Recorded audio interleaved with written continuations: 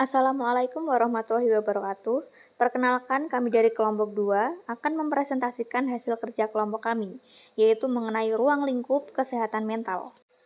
Kelompok kami memiliki 5 anggota. Yang pertama, yaitu Putri Wahyuni. Yang kedua, Meliana Sari Pasaribu. Yang ketiga, Nur Hasanah. Yang keempat, Indriani. Dan yang kelima, Santi Hadiatni.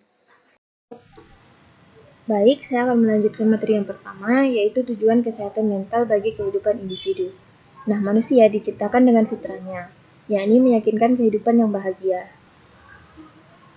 nyaman, sejahtera, dan sesuai keinginannya, baik secara pribadi maupun dalam kelompoknya. Dalam upaya mencapai keinginan-keinginan tersebut, kesehatan mental memegang peran penting dalam kehidupan individu. Menurut Sundari 2005, tujuan kesehatan mental adalah yang pertama mengusahakan agar manusia memiliki kemampuan yang sehat. Yang kedua, mengusahakan pencegahan terhadap timbulnya sebab-sebab gangguan mental dan penyakit mental. Kemudian yang ketiga, mengusahakan pencegahan berkembangnya bermacam-macam gangguan mental dan penyakit mental. Yang keempat, mengurangi atau mengadakan penyembuhan terhadap gangguan dan penyakit mental.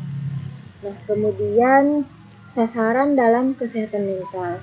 Masyarakat adalah sasaran utama dalam kesehatan mental jika dilihat dari aspek kesehatan. Masyarakat yang menjadi sasaran dalam kesehatan mental ini dapat diklasifikasi menjadi beberapa tingkat sebagai berikut. Yang pertama, masyarakat umum. Nah, masyarakat umum ini adalah masyarakat yang sehat dan tidak berada dalam risiko sakit. Masyarakat kelompok ini berada dalam berbagai variasi ciri-ciri demokrasi seperti usia, jenis kelamin, status sosial dan ekonomi, dan sebagainya. Kemudian ada masyarakat dalam kelompok risiko sakit, yaitu masyarakat yang berada dalam situasi atau lingkungan yang kemungkinan mengalami gangguan relatif tinggi. Kelompok masyarakat dalam risiko ini dapat dikelompokkan atas lingkungan ekologis, status demografis, atau faktor psikologis. Kemudian yang ketiga ada kelompok masyarakat yang mengalami gangguan, yaitu kelompok masyarakat yang terganggu kesehatan mentalnya. Kemudian ada yang terakhir kelompok masyarakat yang mengalami kecacatan atau hendaya, agar mereka dapat berfungsi secara normal dalam masyarakat. Nah, jadi bisa disimpulkan dari keempat faktor masyarakat itulah yang menjadi sasaran dalam kesehatan mental dengan spesifikasi dalam penanganannya sejalan dengan tujuannya. Nah, kemudian ada hubungan kesehatan mental dengan bidang ilmu lainnya. Yang pertama, hubungan kesehatan mental dengan bidang ilmu kedokteran. Yang kita ketahui bahwa ilmu kedokteran itu mempelajari tentang penyakit dan bagaimana cara mengatasi penyakit tersebut. Nah, selain melakukan bidang pengobatan, ilmu kedokteran termasuk ke dalam ilmu kedokteran jiwa, juga mengembangkan ilmu kedokteran tentang pencegahan, khususnya bidang yang ditekuni dalam bidang kedokteran jiwa ini memberikan sumbangan yang bermakna bagi kesehatan mental masyarakat. Hubungan kesehatan mental dengan psikologi. Nah, yang kita ketahui bahwa psikologi itu merupakan disiplin ilmu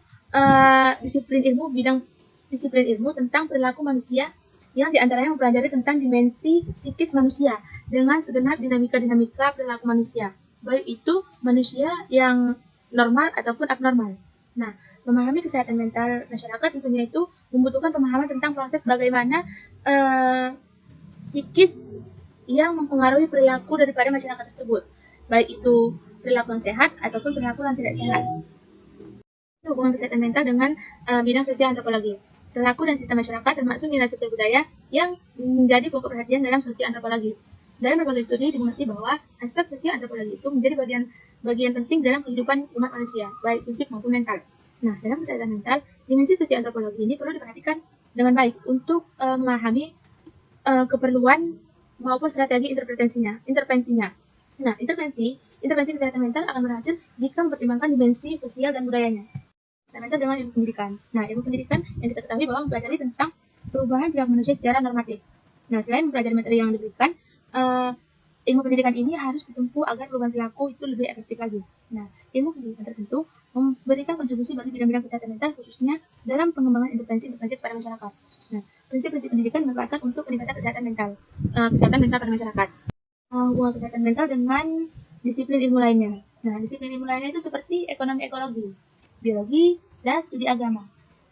Maksudnya itu secara bermakna juga memberikan kontribusi bagi pemahaman dan penanganan kesehatan mental masyarakat. Jadi di dalam bidang psikologi. Uraian di atas dapat dijelaskan bahwa begitu dekat keterkaitan antara kesehatan mental masyarakat dengan disiplin bidang ilmu lainnya. Oleh karena itu, dalam usaha peningkatan pemeliharaan dan pencegahan di bidang kesehatan mental tidak cukup didekati oleh satu segi bidang saja, perlu melibatkan berbagai bidang ilmu lainnya. Itu ada kesalahan pemahaman. Banyak orang yang memiliki pemahaman yang kurang tepat terhadap kesehatan mental ya. Salah satunya itu kesehatan mental dipandang sebagai penanganan terhadap masalah-masalah yang bersifat masalah-masalah kejiwaan yang bersifat individual. Padahal sebenarnya itu lebih bersifat kepada masyarakat atau suatu kelompok atau komunitas. Jadi lebih sering disebut sebagai kesehatan mental masyarakat atau community mental health.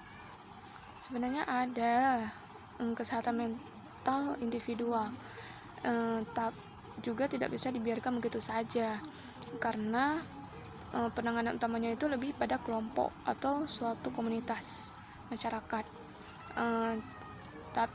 Pendekatan individual ini lebih banyak dilakukan oleh kalangan klinikus. Kesehatan mental juga memerlukan pemahaman dan penanganan dari berbagai bidang keilmuan. Ada juga sebagian orang beranggapan bahwa kesehatan mental itu cukup dipahami satu disiplin keilmuan saja, misalnya sosial, psikologi, atau pendidikan saja. Padahal sebenarnya mempelajari kesehatan mental tidak cukup dari satu sisi saja, tetapi dari berbagai bidang keilmuan secara terintegrasi. Kesalahan ketika kesehatan mental dipandang sama dengan ketenangan batin yang dimaknakan sebagai tidak ada konflik, tidak ada tekanan, tidak hidup tanpa ambisi, pasrah, dan sejenisnya. Jika kita memahami kesehatan mental dengan konsep-konsep di atas itu, maka pengertian kesehatan mental tidaklah tepat karena sasaran kesehatan mental adalah masyarakat, di mana kita akan mengoptimalkan segenap potensi fisik dan mental dari masyarakat. Walaupun kemungkinan atau kenyataannya juga masyarakat ini menghadapi tekanan-tekanan tertentu dan bahkan bisa mengalami kegagalan. Kemudian juga kesehatan mental bukan untuk membuat masyarakat tenang, tetapi mereka dapat menangani masalah secara tepat dan mencegah agar tidak menimbulkan masalah yang lebih berat.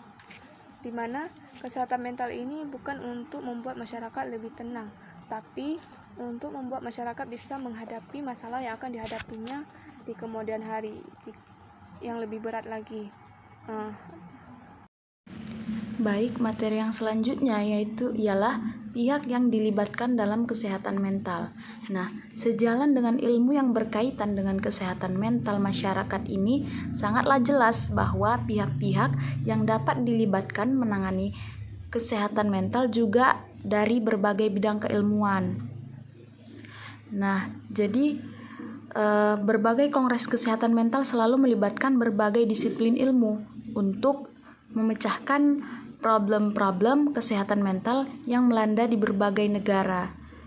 Jadi penanganan terhadap kesehatan mental ini tidak cukup dilakukan untuk satu bidang keilmuan saja. Misalnya, untuk penanganan dropout sekolah akibat krisis ekonomi, untuk mengurangi angka dropout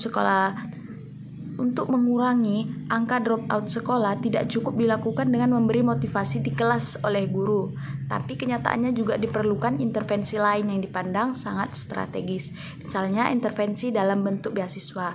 Kemudian yang selanjutnya yaitu ruang lingkup. Jadi yang pertama, promosi kesehatan mental, yang maksudnya itu di mana usaha-usaha peningkatan kesehatan mental usaha ini dilakukan dari pandangan bahwa kesehatan mental itu bersifat kualitatif dan kontinu dan dapat ditingkatkan sampai batas optimal. Yang kedua, prevensi primer, yang maksudnya adalah usaha kesehatan mental untuk mencegah timbulnya gangguan dan sakit mental. Titik usaha ini dilakukan sebagai proteksi terhadap kesehatan mental masyarakat agar gangguan dan sakit mental itu tidak terjadi. Yang ketiga yaitu prevensi sekunder, di mana prevensi sekunder ini ialah usaha kesehatan mental menemukan kasus dini dalam penyembuhan secara tepat terhadap gangguan dan sakit mental. Usaha ini dilakukan untuk mengurangi durasi gangguan dan mencegah dengan sampai terjadi cacat pada seseorang atau masyarakat tersebut. Yang keempat yaitu prevensi tersier, di mana artinya usaha rehabilitas awal yang tepat dilakukan terhadap orang yang mengalami gangguan kesehatan mental. Penyampaian materi sudah selesai. Kesimpulan dari materi yang kami bahas yaitu kesehatan mental adalah suatu kondisi seseorang yang memungkinkan berkembangnya semua aspek perkembangan, baik fisik, intelektual, dan emosional yang optimal, serta selaras dengan perkembangan orang lain, sehingga selanjutnya mampu berinteraksi dengan lingkungan sekitarnya. Penyampaian materi telah selesai. Mohon maaf apabila ada kesalahan penggunaan kata dalam materi yang kami sampaikan, karena sesungguhnya kesempurnaan hanya milik Allah Subhanahu wa Ta'ala. Cukup sekian dan terima kasih. Wassalamualaikum warahmatullahi wabarakatuh.